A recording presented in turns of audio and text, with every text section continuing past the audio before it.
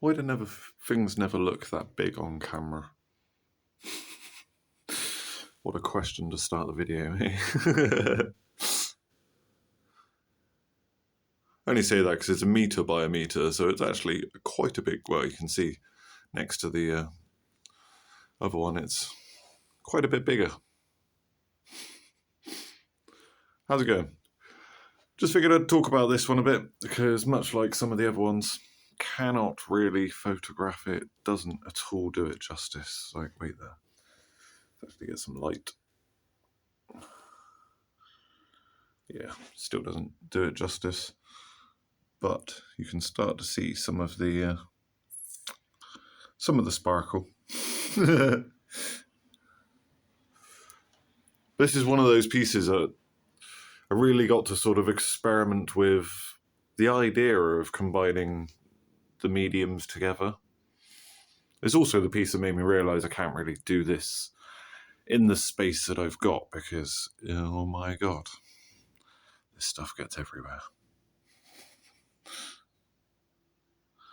Don't worry, I'll put the light back on in a minute. It's just easier to see some of the actual painting done. Yeah, this was spurned on from the illustrative drawing that's yet to come out. I wanted to try and combine all of the sort of pearlescence I had available and try to create something a bit more meaningful. And use the poppy as the main sort of subject matter. It's a shame you can't really see it on camera, but it's white predominantly until you see it in the light, and then it's gold. Well, you can see it in a couple of areas because it's heavier than others, but yeah, much like a diamond, it's trying to capture those sparkles on camera. Well, especially this camera. Notoriously difficult.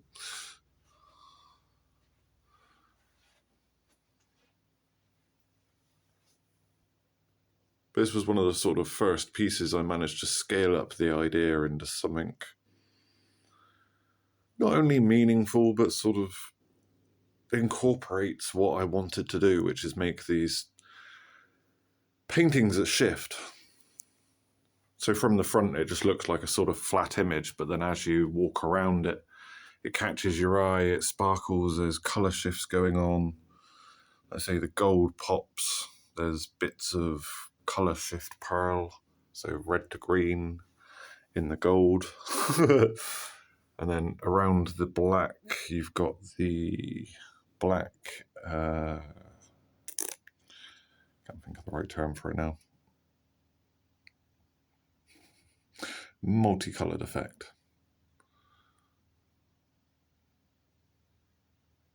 And the outer lines with even more specks.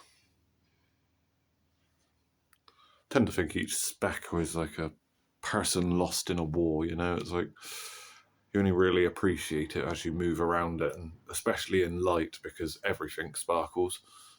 Like, and as I move, even like slightly, you can see the camera moving.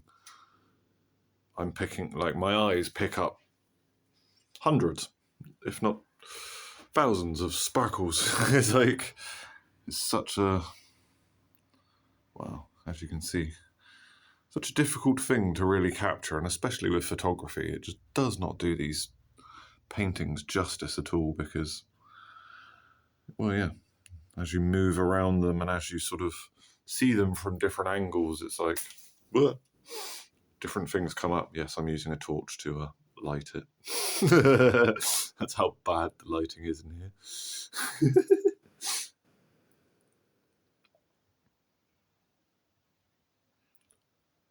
But yeah, another of my favourites. Like the experiment pieces, I sort of played around with mixes of both, but didn't really do much with it. This is why these ones, it was like, well, let's throw everything and the kitchen sink at it and then see. Because like I mentioned, what I want to be able to do is make massively large-scale paintings using a similar idea, but sort of creating these two-tone holographic paintings that from one angle look like one thing, and then as you move around it, something else appears, you know? Kind of like a hologram, but not. It's really hard to explain. This is what I figured I'd try and show this one off in a bit more detail and take a bit more time to sort of explain it, because, well, I don't generally explain my paintings. I just sort of create them and then move on and create another and then move.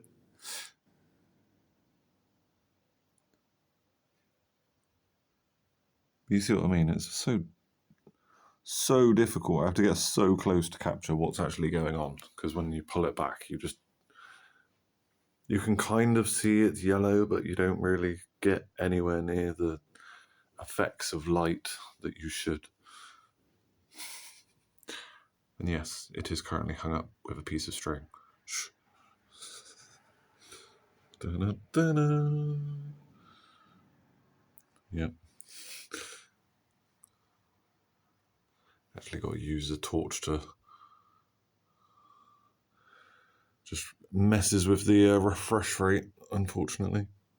But you start to see a lot more of the colour popping out, which is what you'd see in a normal room with normal light. This is another reason for upgrading my Sitch and/or studio, because I need it at this point to be able to do the types of work I want to do. Like, because this one took weeks. It shouldn't have done. Mostly because I know what I'm doing and I know how to do it, but with limited space, it's very difficult to truly create the right effect. And then, like I say, with a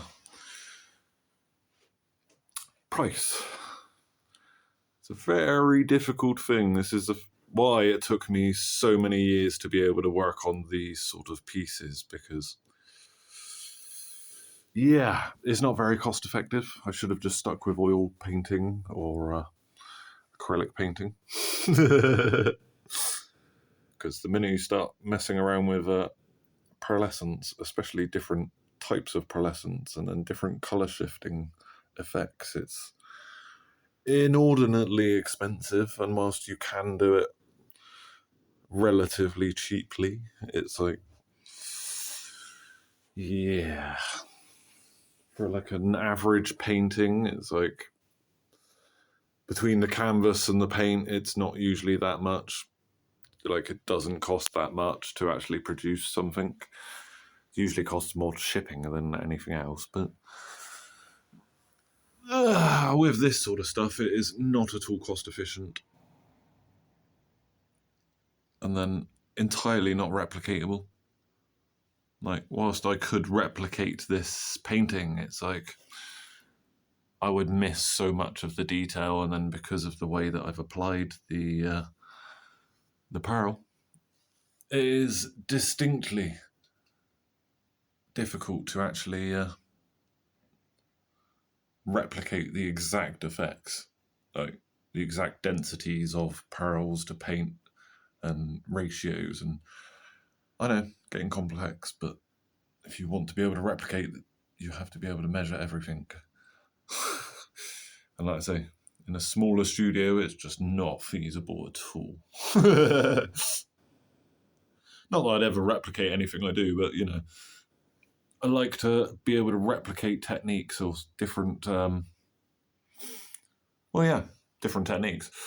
Being able to actually replicate a technique. And whilst I can replicate this effect, I can't exactly replicate the amounts, you know, like the ratios, the depth and variety of pearl. But it's interesting how it reacts differently as well. Like, it works a lot less on the white than it does with the black.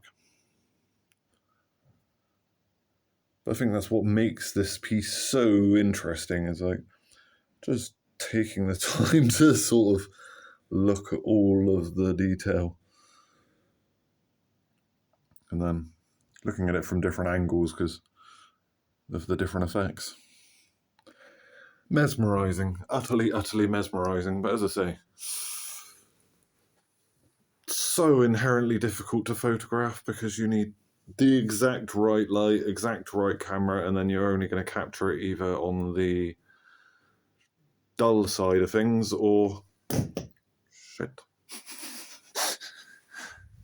As I say, as the whole having it all lit up. And the issue I found is when you actually put this into daylight, all you see is the pearls. Like, the pearls are so vivid and so bright and like so reflective that it changes the painting entirely. Like, this is why it's such a difficult thing to capture. It's like I can capture it either one or the other, but I can't actually capture the the bright version because, well, my camera is shot. It is shockingly shite. I need a better camera, she. Don't know why I went all Sean Connery there, but yeah. You get the idea. It's, whilst it works, trying to actually showcase it, nigh on impossible with what the technology I have. So, hey, if you want to help, there's a new collection up on Far. Link will be in the description. Some more sort of splash works for this year. And then, yeah, I will think of another thing to focus on next. Find another painting, as I created a few. Like I say, the only way to show them off really is to actually take the time to walk around them, and even then, you don't really get an idea of what it looks like because the light is so shockingly bad. But hey, thank you very much for watching. Until the next time, subscribe, like, share, all that usual jazz.